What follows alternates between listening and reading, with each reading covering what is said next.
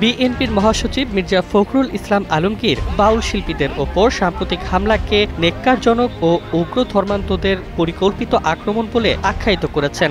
বাউলদের উপর হামলা এটা কেন নেক্কারজনক ঘটনা, আমরা এর তীব্র নিন্দা জানাই। বুধবার বিকেল 3:30টায় ঠাকুরগাঁও জেলা বিএনপি কার্যালয় উদ্বোধন শেষে সাংবাদিকদের সঙ্গে আলাপকালে তিনি বলেন, বাংলাদেশের বাউল ঐতিহ্য আবহমান সংস্কৃতির গুরুত্বপূর্ণ অংশ, আর তাদের ওপর হামলা শুধু অগ্রহণযোগ্যই নয় বরং গ্রামীণ সংস্কৃতির ওপর কলঙ্কজনক আঘাত।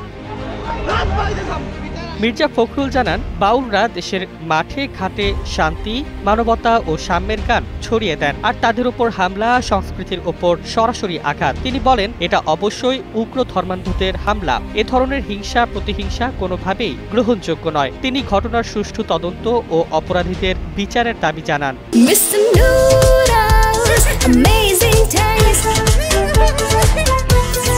তাদের উপরে হামলাটা এটা একটা উগ্র ধর্মান্ধদের হামলা বলে আমি মনে করি।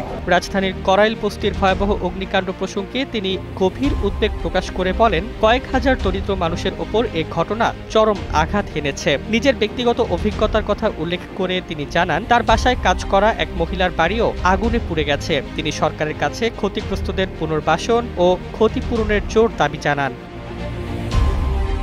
ফখরুল আরও বলেন, অগ্নি নির্বাপন ব্যবস্থার দুর্বলতা এবং দায়িত্বপ্রাপ্তদের গাফলতির কারণেই এ ধরনের দুর্ঘটনা বারবার ঘটছে। করাইল অগ্নিকাণ্ডের সুষ্ঠু তদন্তের মাধ্যমে প্রকৃত কারণ উদ্ঘাটন এবং দায়ীদের আইনের আওতায় আনার দাবি জানান তিনি।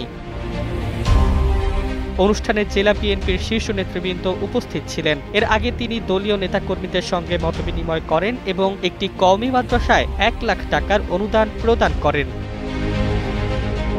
ডেস্ক রিপোর্ট, জয় জয় দিন।